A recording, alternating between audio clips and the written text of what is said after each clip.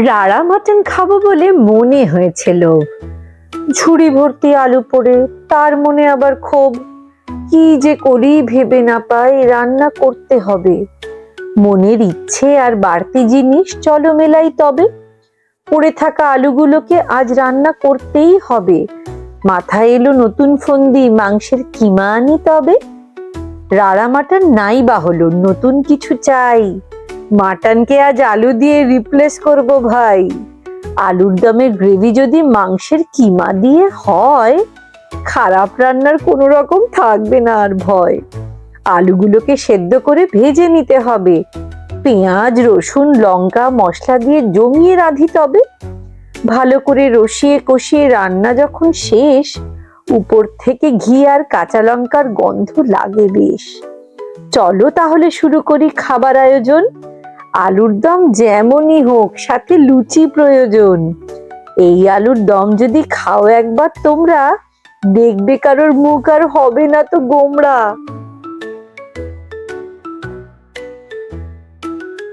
বন্ধুরা, আপনারা তো দেখতেই পাচ্ছেন, পাত্র গরম করে সর্ষের তেল দিয়ে তার মধ্যে সেদ্ধ করা আলুগুলোকে আমি ভালো করে ভেজে নিচ্ছি।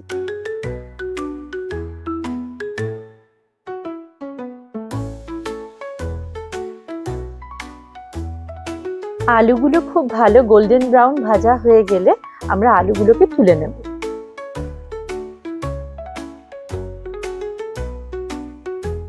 স্টার অ্যানিস, বড় এলাচ, মৌরি, দারুচিনি, শুকনো লঙ্কা এবং কাঁচা লঙ্কাকে কুটে নিয়ে আমরা ফোড়ন হিসেবে তেলের উপরে দিয়ে দেব এবং সামান্য কিছুক্ষণ নাড়াচাড়া করে নেব।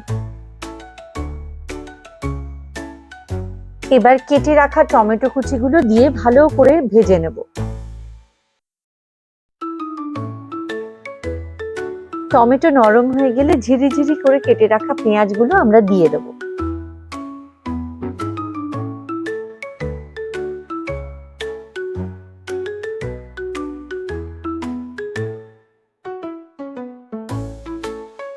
পেঁয়াজ কিছুক্ষণ নাড়াচাড়া করে নেওয়ার পর আমরা পরিমাণ মতো হলুদ এবং হাফ চামচ নুন দিয়ে দেব।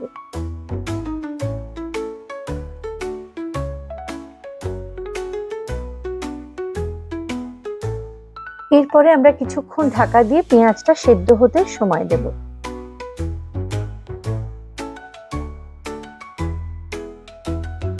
পেঁয়াজ ভালো নরম হয়ে গেলে আমরা 2 চামচ আদা রসুন বাটা দিয়ে দেব। আদা রসুনটাকে ভালো করে নাড়াচাড়া করে কিছুক্ষণ ভেজে নেব, যাতে কাঁচা কাঁচা গন্ধ না বেরোয়।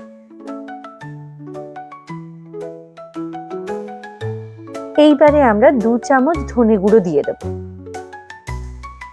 এরপরে মশলাটা পেঁয়াজের সাথে ভালো করে ভেজে ভেজে মিশিয়ে নিতে হবে।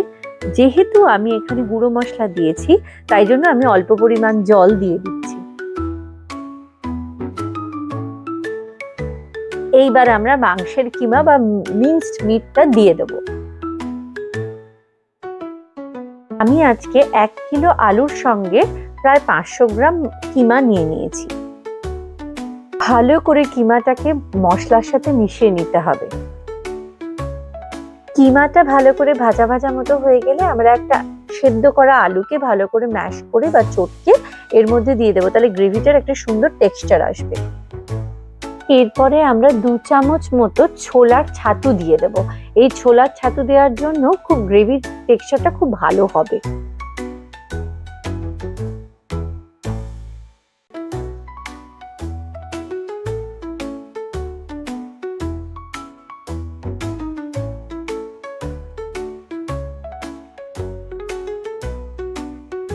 এরপরে আমরা মশলা এবং মাংস ভালো করে সেদ্ধ হওয়ার জন্য 300 ml মতো জল ফুটিয়ে দিয়ে দেব।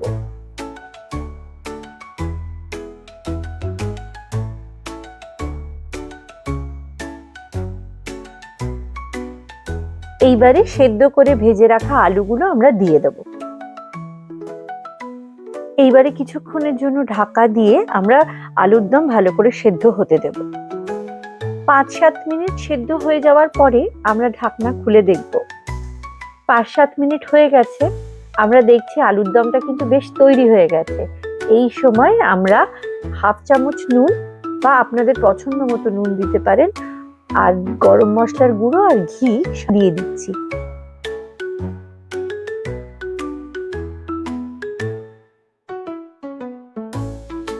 চেহারাটা কিন্তু বেশ লাগছে আলুর দমে, তাই না? এই সময় আমরা কাঁচা লঙ্কা দিয়ে দিচ্ছি। এই এক্সপেরিমেন্টটা কেমন হলো বলুন তো? সে যেরকমই হোক, আলুর দম মানে কিন্তু বাঙালির প্রথম মনে আসে লুচি। তাহলে লুচি দিয়েই পরিবেশন করা যাক। কেমন লাগলো আমার এই অভিনব রাড়া আলুর দম আমাকে জানাবেন কিন্তু। আবার দেখা হবে আপনাদের সাথে আগামী ভিডিওয়ে। ততক্ষণ খুব ভালো থাকবেন, আনন্দে থাকবেন।